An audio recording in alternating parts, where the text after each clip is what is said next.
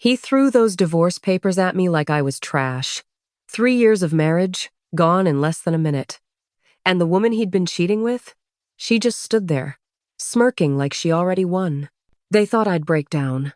They wanted tears, drama, begging. Instead, I picked up the pen, signed everything, and smiled. What happened after that? Let's just say karma's timing is beautiful. Before I get into the full story, hit that subscribe button and turn on notifications because the twist at the end, you do not want to miss it. Now, let me take you back. Have you ever been living a life that looks perfect on the outside, but deep down you know something is off? That was me. I was moving through my life like I was sleepwalking, pretending everything was fine. My name doesn't matter, not the one I had back then, anyway. What matters is who I became after everything fell apart. But let's go back to the version of me that still believed in fairy tales. I was a tech consultant, good at what I did, respected, paid well, the whole thing. Then I met him at a conference in Miami. Tall, charming, smooth, money coming off him like cologne. He owned a commercial real estate company and talked like he built half the skyline himself. When he chose me, I felt lucky, special, wanted. He made me feel like I was the only woman who understood him. We got married within a year. And honestly, looking back, the red flags were so obvious I could have used them as curtains. But that's what love does. It blinds you to everything except the person standing in front of you. His family tolerated me. That's the best word. His mom smiled with her mouth, but not her eyes. His dad barely noticed me. His friends treated me like arm candy. But I kept trying. I kept giving. When he needed to move to the West Coast, I turned down a promotion, a major one, so he could expand his business. I told myself it was temporary. I told myself love required sacrifice. And slowly, without realizing it, I shrank myself to fit his world. The woman who used to run meetings was now running errands. The problem solver became the party planner. And still, I stayed. Then the distance started the late nights, the excuses, the coldness. I kept blaming stress. Work, life. I made excuses for him because the truth hurt too much to face. Until that Tuesday, I got off a call early and decided to surprise him. Lunch together. Something simple. Something normal. I walked in, and I heard laughter upstairs. His laughter. And a woman's. I froze at the bottom of the stairs, hoping, praying I was wrong. But my feet kept moving, one step at a time, like I already knew the answer. I opened our bedroom door, and there they were. Not guilty, not embarrassed, not even surprised. He looked irritated, like I was the inconvenience. She wrapped herself in the sheet, my sheet, still smiling at me. And at that moment, I knew this wasn't some random affair. They'd planned this. They were replacing me. We need to talk, he said. We went downstairs and she followed us wearing my robe. The disrespect was unreal. He poured himself a drink, ignored me, sat down, and laid out the truth like a business report.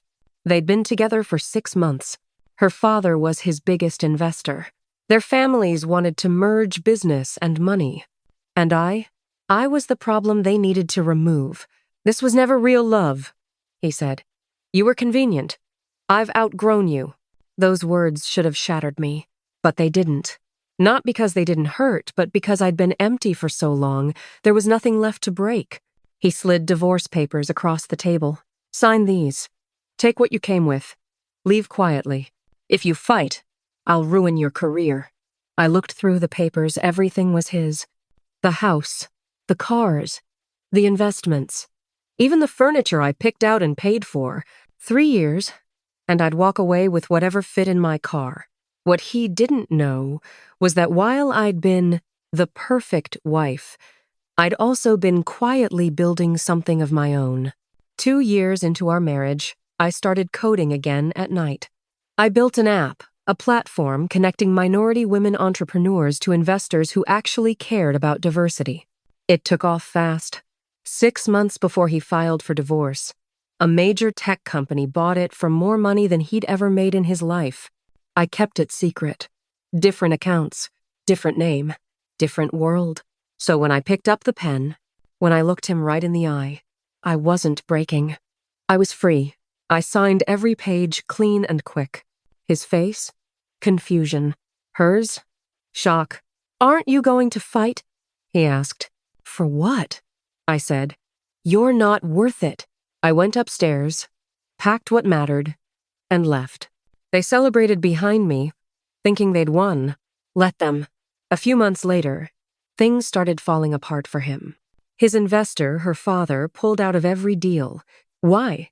Because his wife, a powerful, self-made woman, had joined my app and started hearing things about how he treated women, about how he ran his business, about his shady contracts and unethical practices.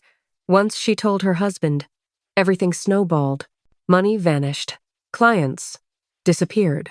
Investigators appeared. News articles popped up. His empire crumbled like it was made of sugar. And she?